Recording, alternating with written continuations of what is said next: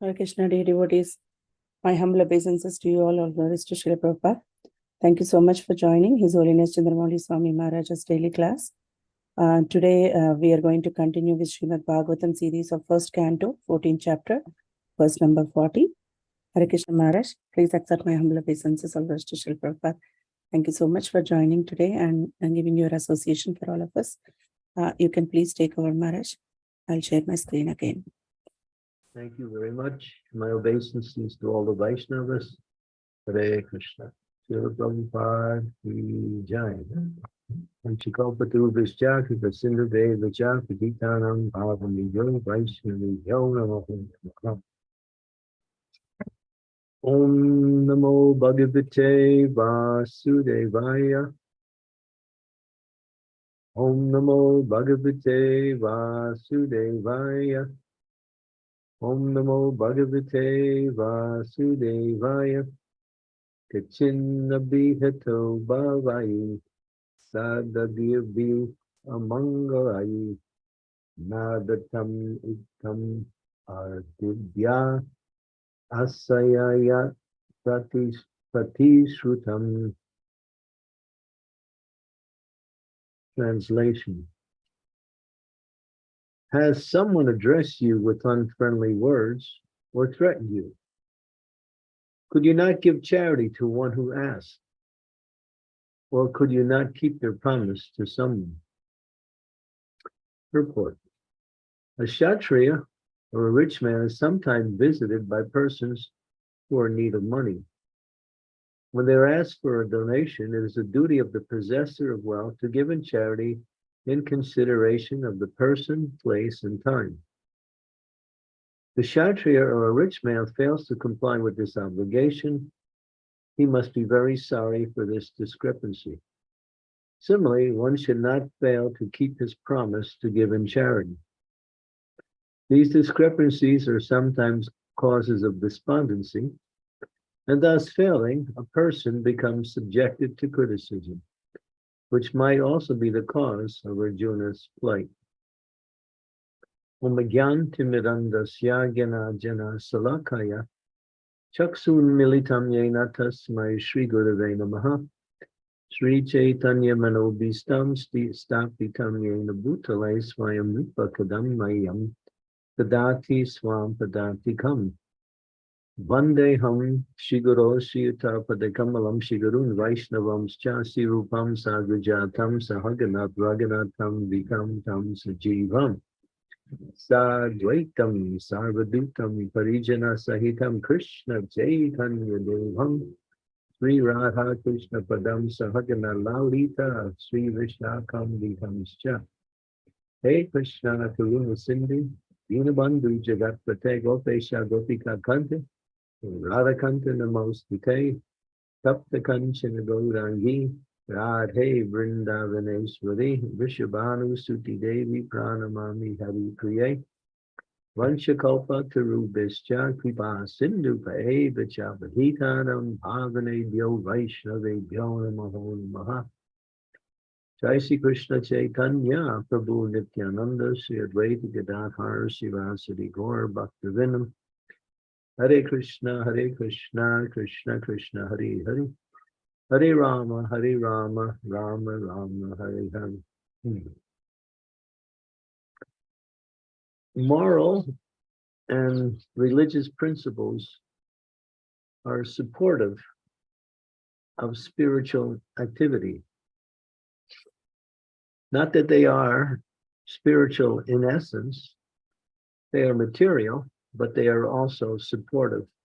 They are qualities that characterize persons in the mode of goodness, or persons who are acting in the mode of goodness. Here we see how a discrepancy in some of the moral and religious principles according to one's position in society, particularly as it's mentioned, Kshatriyas and a rich man, is a discrepancy when one fails to respond to requests for wealth from a needy person. Again, those moral and religious principles are subject to sub-principles such as time, place, and circumstances, as is mentioned here. But the principle is one should be inclined, because according to one's status within the Varnashram system, then one should act according to those principles, and that will allow one to practice the essence devotional service without any, what we say, impediments.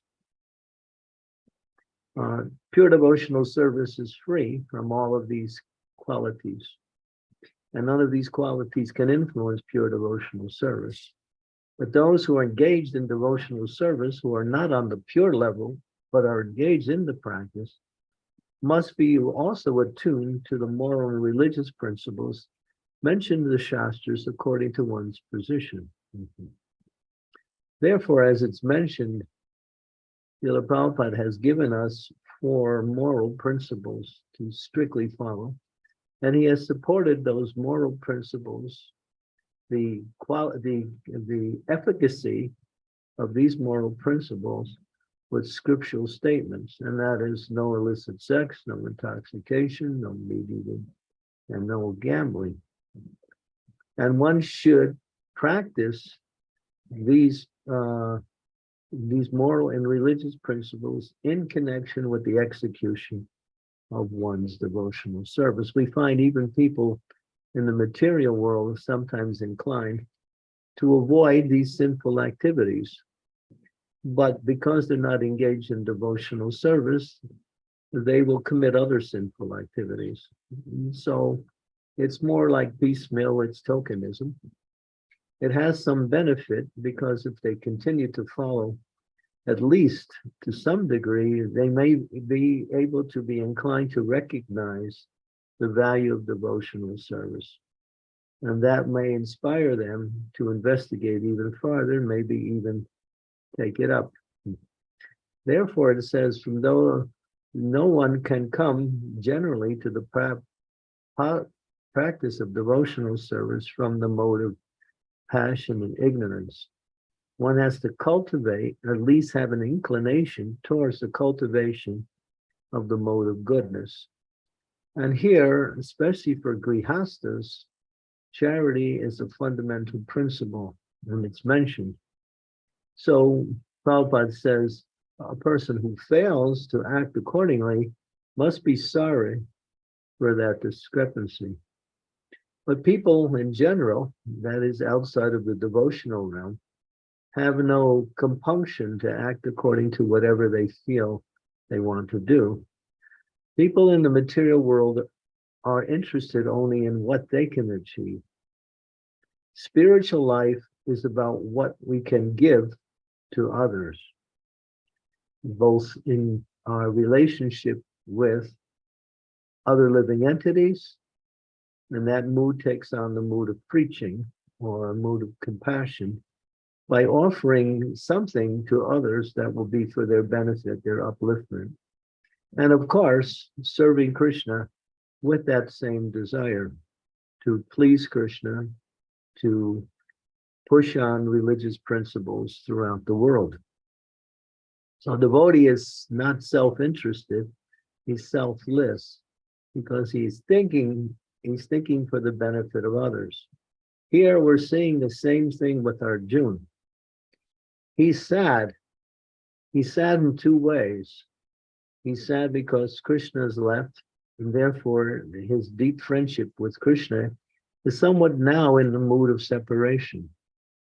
And in the mood of separation, there is this apparent unhappiness that comes when one is separated from someone who they love. In the material world, that separation will sometimes fall short due to the time factor. The time factor will cause a person to lose that feeling of separation if the extension of time causes the two to be separated for a longer period of time. But in spiritual life, when that separation is manifested in that mood of hankering for the association of the person one has affection for or love for, that increases their devotion. And the anticipation of the next meeting inspires that love even more. So therefore, love and separation is the highest. So Arjuna is feeling that. He's feeling that same love, but now in the mood of separation. And Yudhishthira is playing with Arjuna. He knows. Why is he asking him all of these other questions? Knowing that what Arjuna is going through, he also knows, because he's also feeling it to some degree. But to help others understand some of the religious principles that one should follow in our practice of so he's also in the mood of instructing others by making these statements concerning Arjuna's feelings of unhappiness. And so he's asking various questions. That same series, you'll see that in the first canto, when Maharaj Parikshit comes across the cow and the bull who were being harassed by the personification of Kali.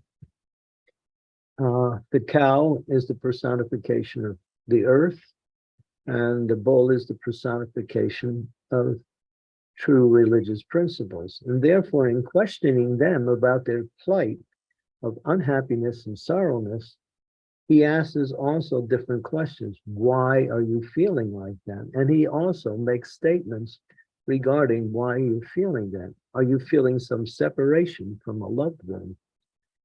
Are you unhappy because the Brahmins are now taking shelter of rich persons and compromising their religious principles? So in so many ways, you'll see that the Shastras, through great souls, give a broader explanation of why the happiness could be there. But then it comes back ultimately to the essence. And in this case, with Arjuna, he's feeling the pain of separation of Krishna, knowing Krishna has left. But his pain is not limited to himself.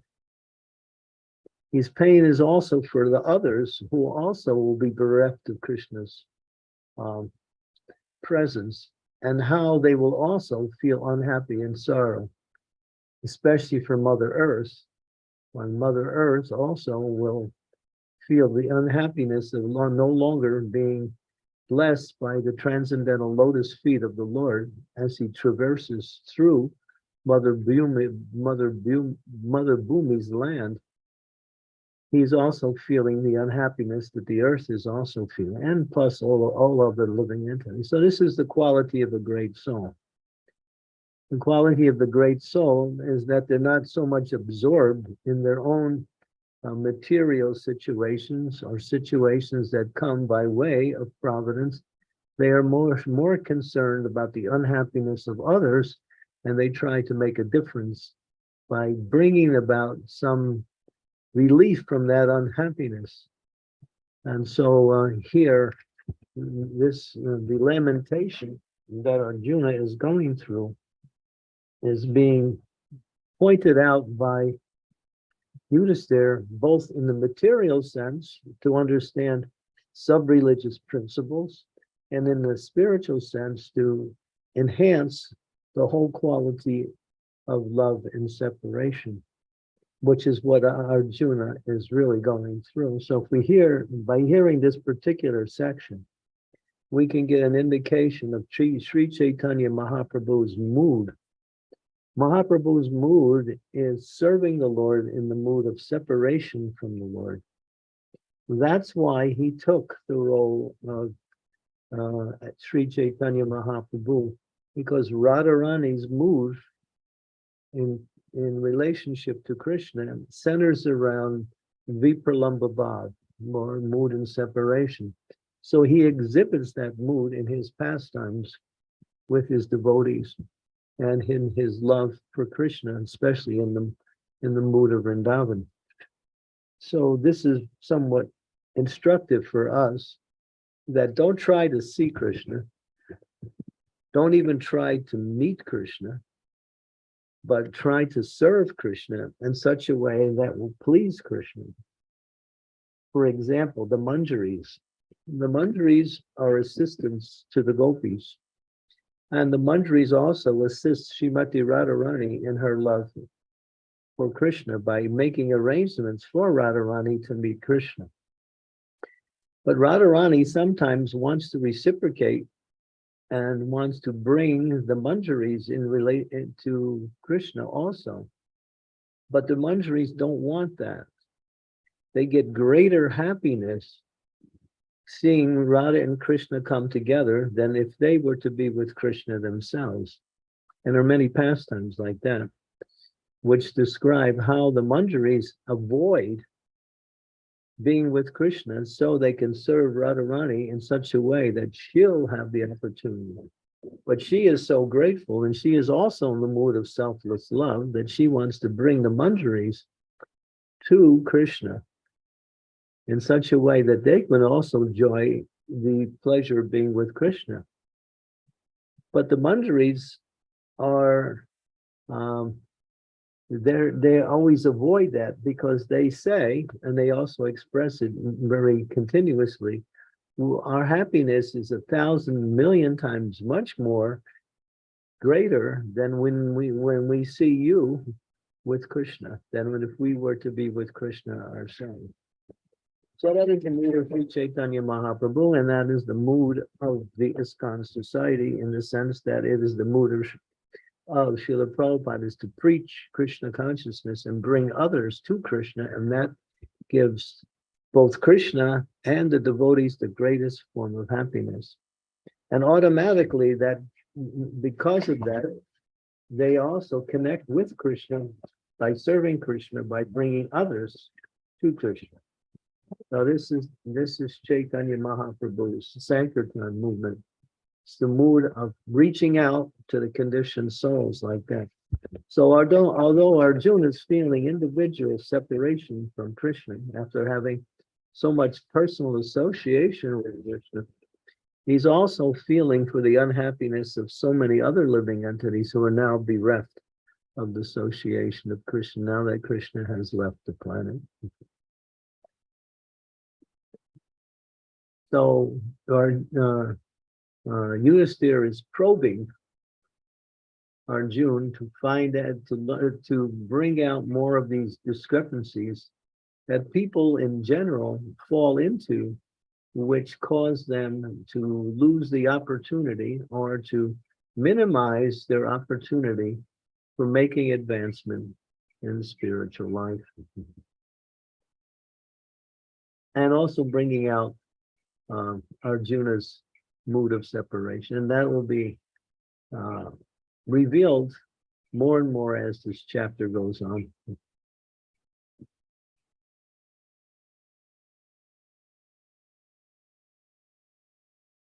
Hare Krishna Maharaj, thank you so much for the class. Thank you. Very nice points. Dear devotees, any questions or comments or realizations, you can please go ahead, unmute yourself and try to turn on your cameras if possible. Thank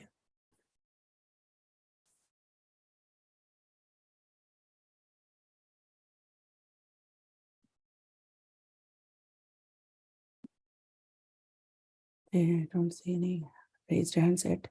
So, Maharaj, when you are talking about the Lord Chaitanya's mood, when you share in conference email, you share the ISKCON newsletter, where I saw this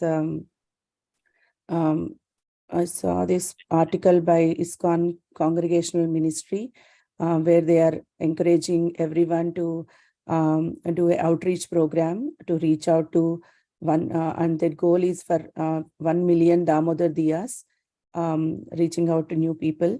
So that attracted me a lot. And actually, previously, when I was in Charlotte, Lalitangi Mataji used to do that, and I hope she's continuing still. We used to go to houses and reach out to many new people and do Damodar Arati in their homes and give a chance to offer the lamp, ghee lamp to the Lord. So yeah, reaching out to new people is very prominent this month. So yes, Gurmaharaj, yeah, I just want to share with you. Yeah, that is the practice of Krishna consciousness, to share Krishna consciousness with others.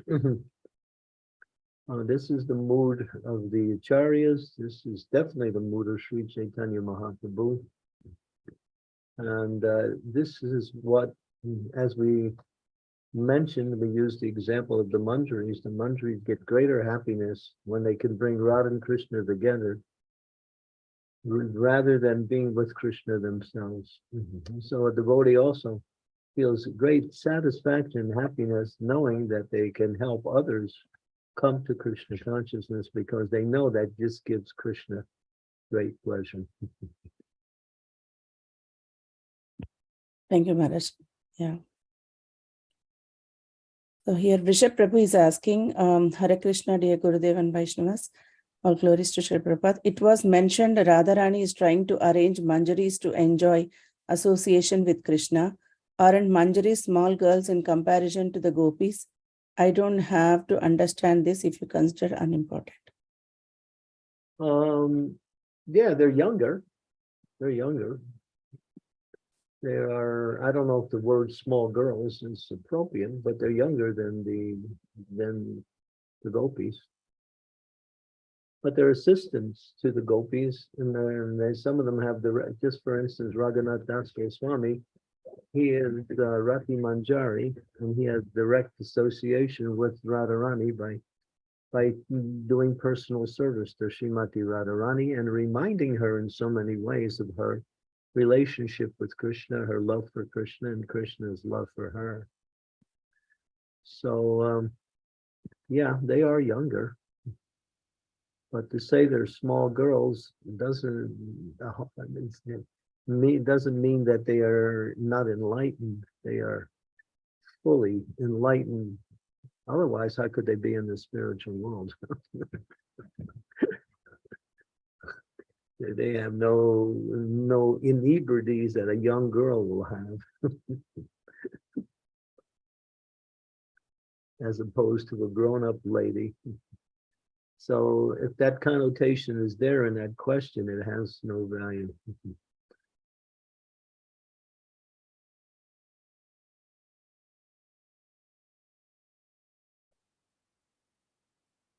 Thank you, Maharaj. Thank you so much. Dear devotees, any questions? Yeah, Supriya Mataji, you want to unmute and ask?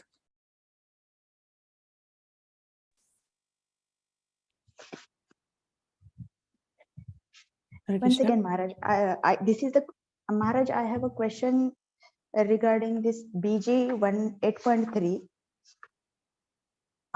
In Bhagavad Gita, it is given that you get the next birth according to your karma, but the process by which you get the birth is given in 8.3. So I'm still little confused whether your karma determines your next body, or whether and if it is that is the case, then how all this process takes place in case of all other species. Other species, you said? Yeah, because see here, can we go to 8.3, Mataji? BG 8.3, Sure. Bhagavad Gita.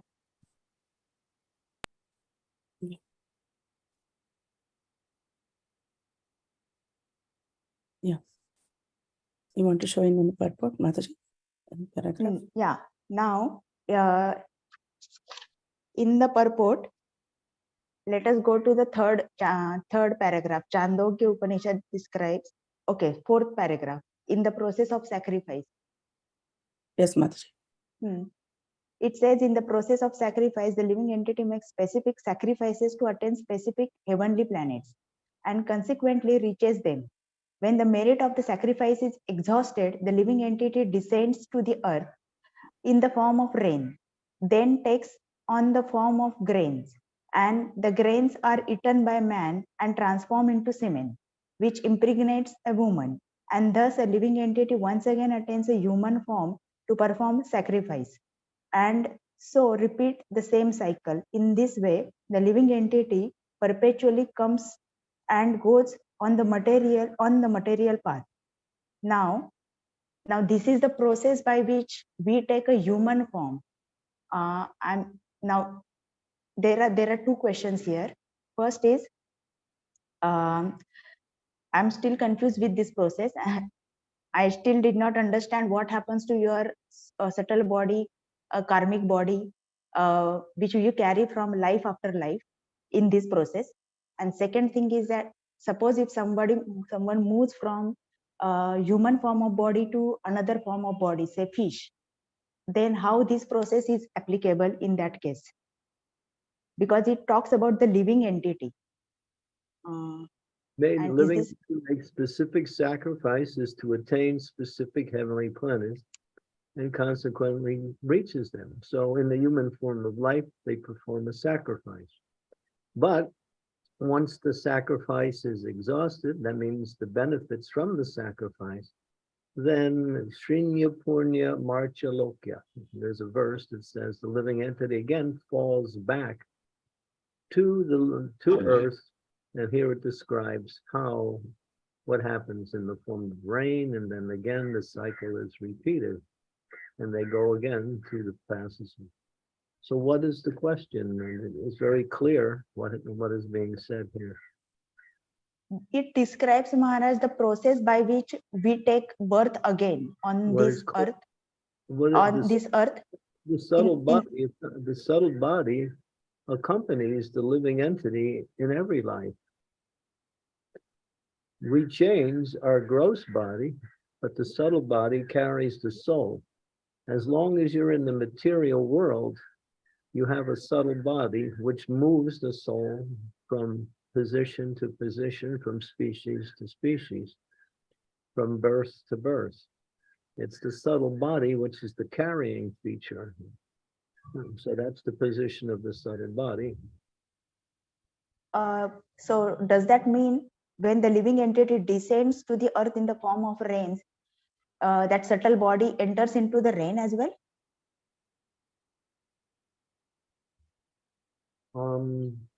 No, it means that living entity enters into the rain, that's all. That means its subtle body and a karmic body must also enter into rain, isn't it? Yeah, why not? But then Rain is one of the material elements. Try to now listen to my answers before you bring other questions up, because you'll miss the points if you don't listen to my answers. Yeah, so that when you fall, that you fall, again, you lose your gross body and you fall and you enter into rain.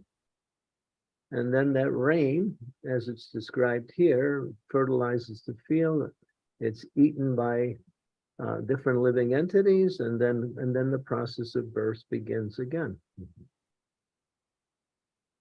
So what's the, yeah, it's just, yeah. Why can't the living entity enter into rain? The subtle body, rain is gross and subtle body is subtle. And the soul is even more subtle. So rain or water is one of the elements of the gross level.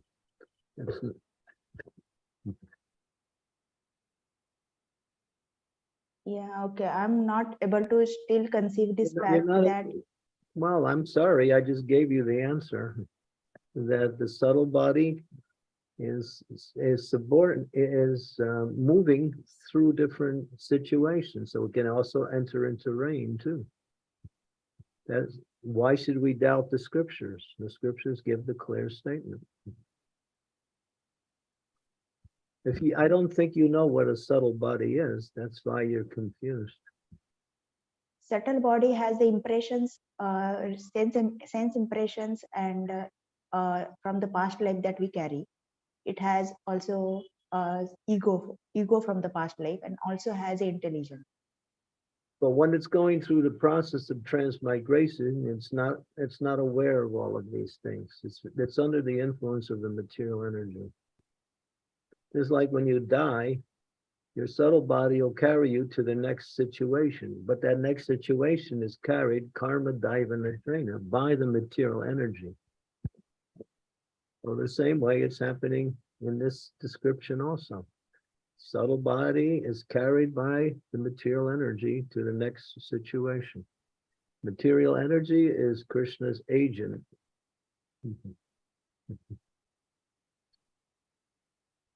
So when you leave this body, if you don't go back to the Godhead, you don't know where you're going. Although you have subtle body, you're completely under the control of the material energy once you leave. You have nothing to say. All of your saying is during your conscious awareness. That's it. Yeah. It's easy to understand. It's so simple. That subtle body is carried by the gross, in this case, rain. Now this process is given only for human form of life.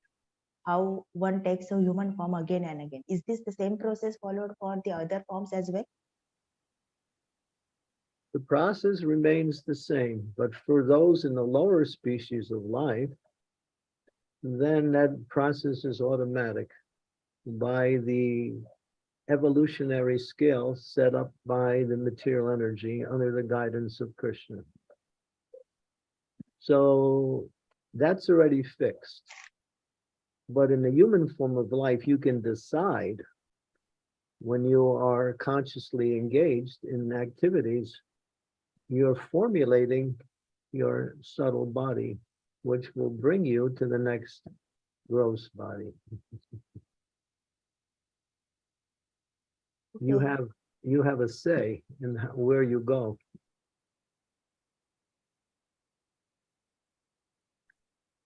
But once you go, then it's like, once you go into the store and you pay your money, then the product's going to come. You gave the money, and now the product will come automatically. And you purchase the product by your consciousness. That's all. So, The process automatically brings everything about. It's easy to understand. It's so easy. Even a child can understand it. so when you say that we have, in the human form, we have a chance given to say where we want to go in the next life, is it only through our consciousness, right? When we are dying, at the time of death? That's what it says. Yam yam vapi sparam bhavam. Go to the 6th verse in the same chapter, 8.6. Yeah. Yam yam vapi sparam bhavam taktva ante kalevaram. Tam tam ivaiti kontaya sada sabhava bhavitaha. That according to what you think of at the time of death, that will determine your next situation. And so read those verses in series. Don't stop at 8.3. Go all the way through at least to 8.6. I don't know, Maharaj. Somehow I'm stuck. I read all those things, but I'm confused about this process that we follow. I was initially thinking that, okay, a woman gets impregnated. The process works. All you have to do is become Krishna conscious. That's all. The process works according to the laws of material nature given by Krishna. If you want to study the science, read the Bhagavatam, read how it works. It explains how it works. If you can't understand it, then ask questions. You're asking questions, I'm giving the answers. If you can't understand my answers, then go to someone else who can maybe answer your questions more satisfactorily.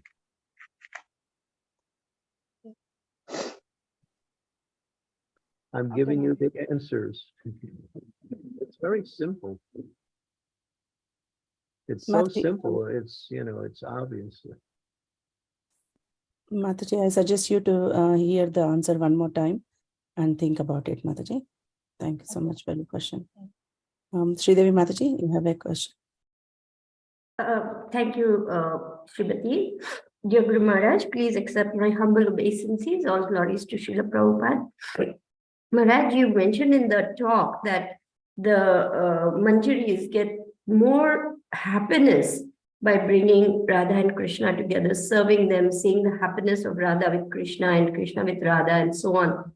So I was thinking that even on a material platform, when we see our loved ones happy, then we actually become more happy. Even here, I can still remember my first Deepavali as a new bride.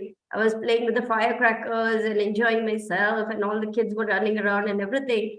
But I found my sister-in-law inside and busy doing something. I said, "Why aren't you coming out and playing?" She's saying, "For me, my happiness is the kids are happy and playing. That's enough for me."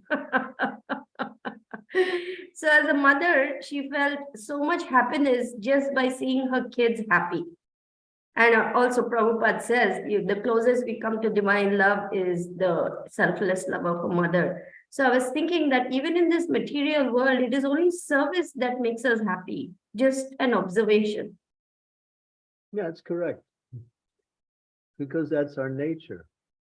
Our nature is to serve. And when our service is received by and appreciated and benefited by others, that is our happiness.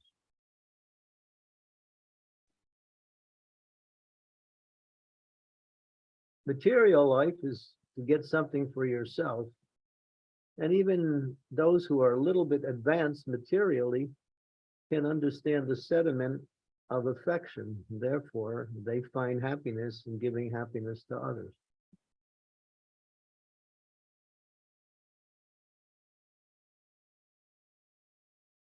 Because that's the nature of the soul. It'll come through even in the material way.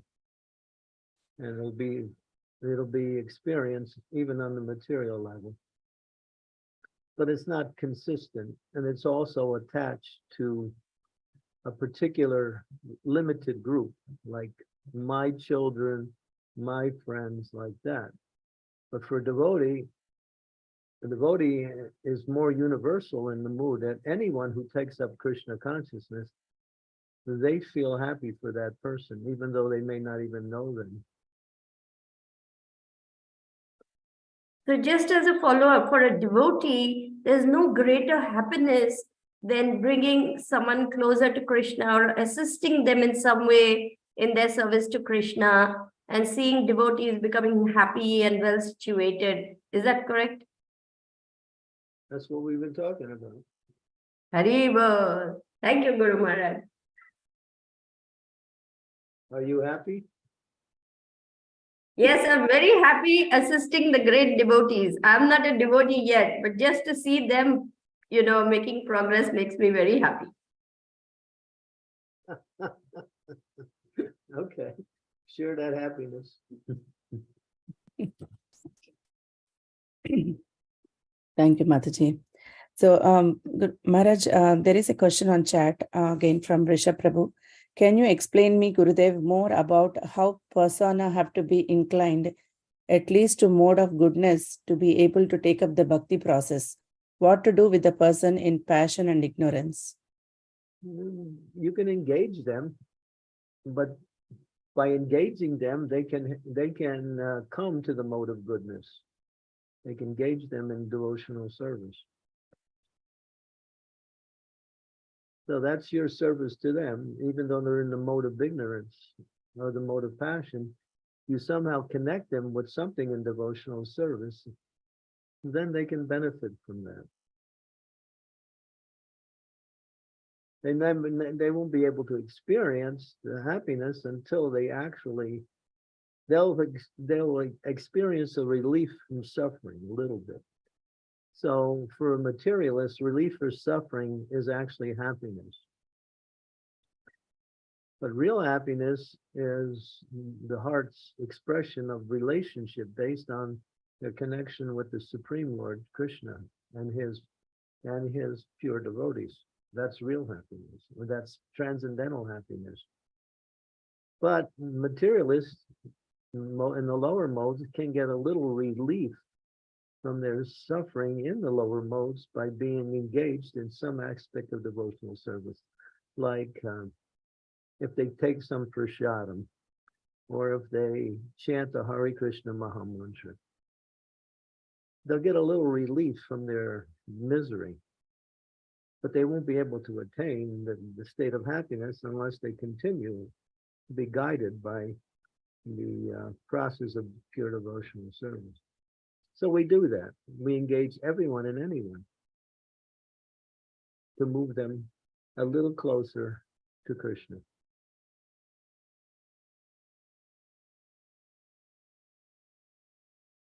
Hope that helps, Rishabh Prabhu.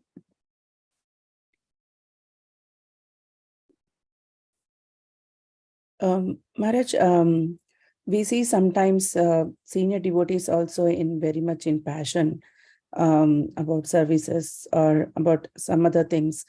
So how to see them? I'm not in that level yet, but sometimes it's like confusing, like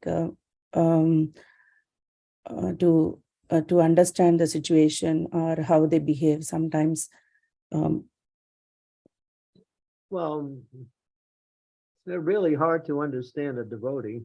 You might perceive something to be one thing, it might be something else. Mm. I wouldn't worry about that. Mm. I wouldn't worry about that. If you see something wrong, just you feel like it's wrong or it's passionate, just avoid that. Okay. But we can't It says you can't really understand the mind of a devotee unless you actually know the person. Mm.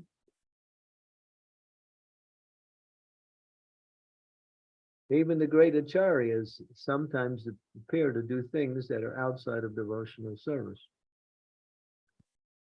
But there's a reason why. Like, for instance, when Prabhupada took his disciples to India for the first time, they were experiencing the Indian culture. And Prabhupada would sometimes be invited to people's homes, people who had become life members or people who were somewhat sympathetic to our movement. And Prabhupada would bring his disciples. So one time he did. And so they were serving prasadam, and they served out onion pakoras. And the devotees noticed it. There was onion pakoras, so they indicated to Prabhupada in a very discreet way. Prabhupada said, "Never mind, just be quiet." In other words, it was a preaching tactic. He didn't want the person to be offended because we didn't accept the prasadam. So that's time, place, and circumstance. You can't imitate. But you see, sometimes a pure devotee will do that. This one devotee told Prabhupada, "Hey, Prabhupada, you know, I'm in Russia and I'm trying to preach, and there's nothing to eat but meat." Prabhupada said, "Then eat meat and preach." So when it comes to preaching, we can't take advantage of these, what we say, situations to propagate our own desire for sense gratification. That's not the point. But sometimes there's a way that the preaching has to go on. So something is said. Even Jiva Goswami, in order to pacify a certain quality of people, spoke that Swakiya Ras is greater than Parakiya Ras, which is not. And he knows it too, but he did it as a preaching tactic. So that's why you have to hear the Shastras from those who know. If we read, and we can read, but we should also try to understand. And if there's some confusion, then you ask questions and get clarifications.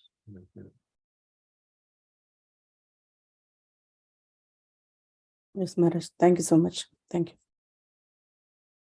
Dear devotees, any more questions or comments?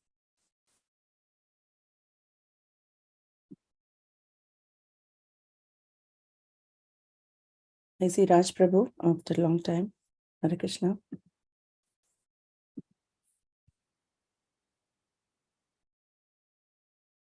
Yep. Okay. So we reached the 1 hour mark, I think. Yes, Maharaj.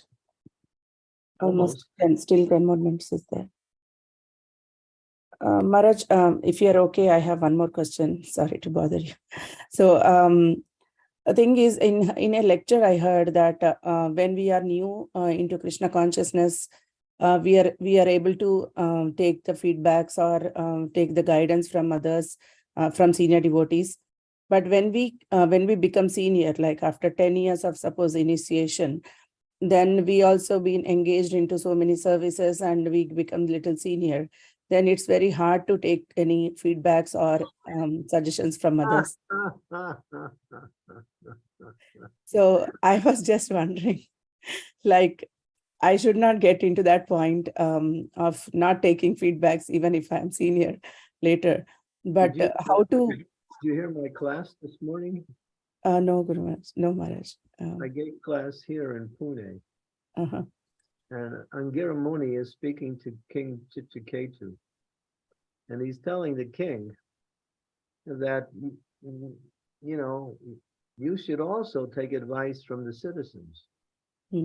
Although you're king, and you can also take advice from those who are ruling, but according to time, place, and circumstances. So the point was made that the king can also accept advice from others and If that advice is good, it's beneficial, king takes it, both the persons who give the advice and the king both become happy, and Srila Prabhupada ends the purport in that way. So even people in high positions, even gurus, sometimes they can get advice from their followers, but it's not like that the advice is forced. It's, sometimes we ask advice from those we are guiding and leading. And that's nice. It makes a nice relationship.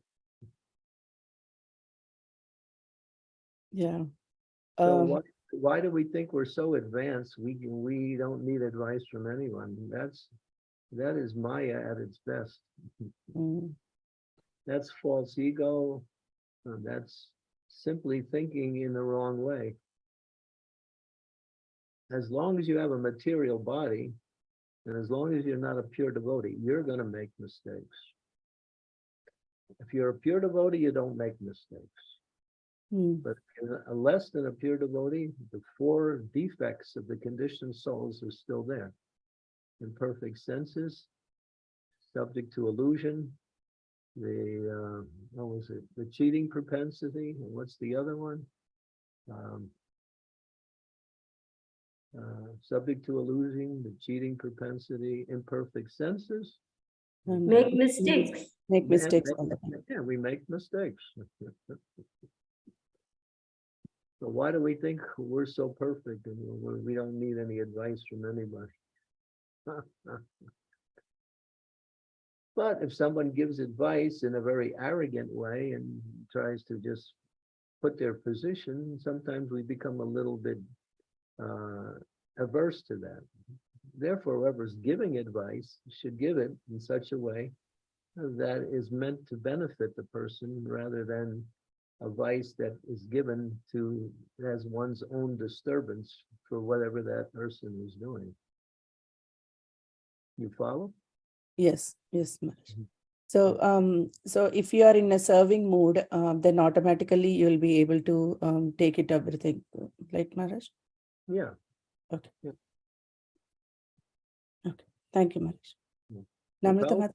Prabhupada would ask advice from his disciples also. It's not that he would always take it, but he would ask. And if he didn't take it, he would correct him by saying what is the actual ideal, but also appreciate the fact that they were all offering some advice.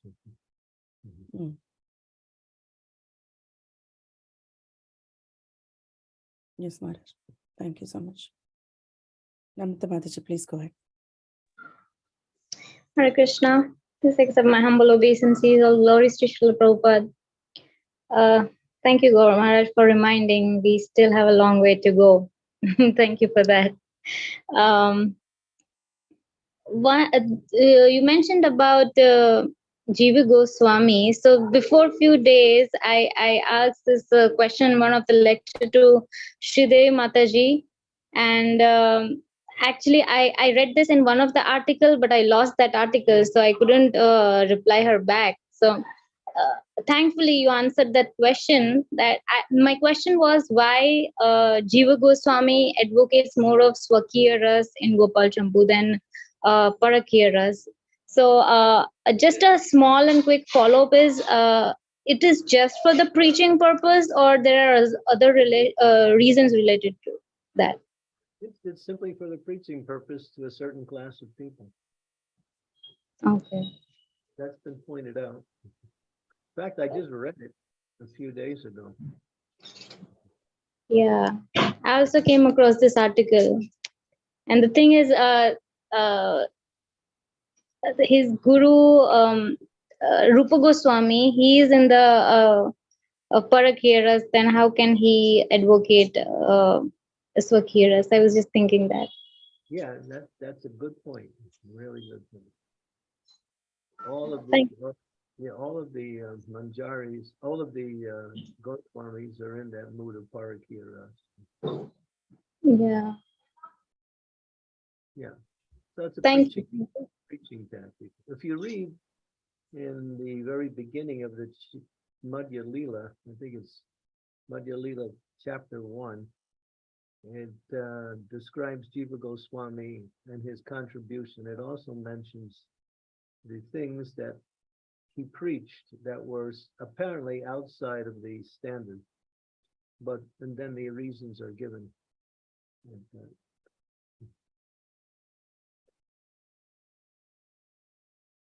Even Srila Prabhupada, people take issue with Prabhupada's statements, even today, because they don't know. They take the statement carte blanche, not understanding time, place, and circumstance, and the mood that the Acharya is making the statement in. Sometimes Acharya was, just like Prabhupada was describing the beauty of Indian women. And then one devotee said, but Prabhupada, Krishna is really beautiful. And Prabhupada said, I'm simply talking materially, that's all. But then he said to the devotee, it's good that you connect Krishna with that. So he praised the devotee.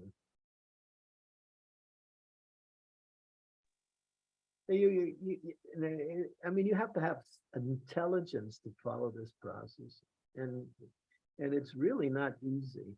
If you really want to go deeper into the mood of and the philosophy, it requires great intelligence or a mood of seeking out the answers through the acharyas and through the spiritual masters.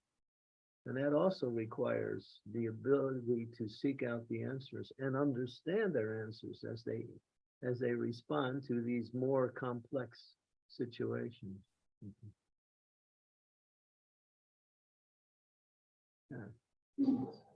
Yes, thank you, Maharaj. This is higher level of tactics of preaching. Thank you. This only acharyas can do this. Thank you, Maharaj. Okay, thank you. Thank you. Thank you, Maharaj. Well, So- tomorrow is Harrisburg. Yes, Maharaj. Yes, the verse is it's Chaitanya Charitamrita, Adi Leela 4.21 to 22. CC Adi Leela 4.21 to 22. Thank you. With the regular same time, we are going to meet in other Zoom link. I'll share it in the WhatsApp groups, devotees. I just want to close by reminding the devotees that everyone should follow this Damodar month by offering a lamp every day. And the recommended time is in the evening at 7:30 according to your clock time. So even if you're not at the temple, set up a little altar at home with a picture or a deity of Damodar and offer it. It's a requirement for this mood, and it has great spiritual benefit also.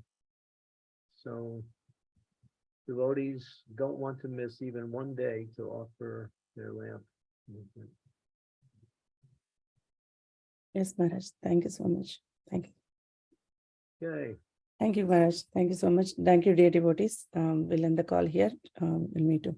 Dhanvantri Prabhu, you raised your hand. You have anything? Hare Krishna. Hare Krishna, Guru Maharaj. Please accept my humble obeisances. All glories to Srila Prabhupada, all glories to you. I just wanted to say, this 3 days ago, I sent you 2 mails. The second one, maybe you didn't notice. I got them. You get the both? I got them both. I answered your letter, the first one. Yeah, I've seen the answer, but I thought you didn't see the second one, the second mail. I didn't see the second one until after I answered the first one. Yeah, okay. So you can dismiss that statement and send the second one. I got it. Okay. Thank you. Okay. Okay. Hare Krishna. Thank you. Srimad Bhagavatam ki jai, Srila Prabhupada. Jai. Jai. Thank you. Guru Maharaj ki jai. Jai. Hare Krishna. Thank you, Guru Maharaj. Hare Krishna.